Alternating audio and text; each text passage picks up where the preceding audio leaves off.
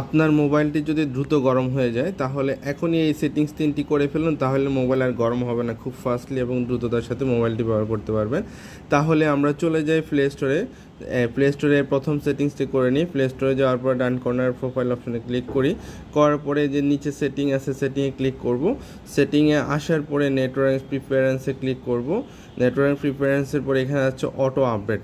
Auto আপডেটে এখানে wifi over wifi only, এটা থেকে আমরা দিয়ে দিব হচ্ছে ডোন্ট অটো আপডেট, এটা অফ করে দিব।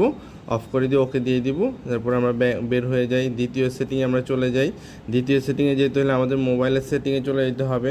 মোবাইল সেটিংস থেকে আমরা চলে যাব হচ্ছে সার্চ অপশনে। সার্চ অপশনে গিয়ে লিখে দিব SCAN, স্ক্যান লিখে দেওয়ার পরে আমরা এখানে দেখতে পাবো যে ব্লুটুথ স্ক্যানিং এবং ওয়াইফাই স্ক্যানিং, আমরা দুইটা এবং দ্বিতীয় এবং তৃতীয় দুইটাই সেটিং পেয়ে গেলাম।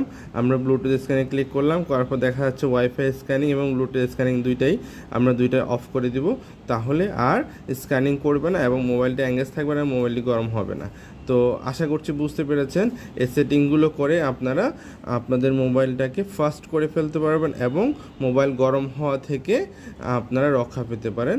ভালো লাগলে চ্যানেলটি সাবস্ক্রাইব করুন। ভালো থাকবেন। ধন্যবাদ।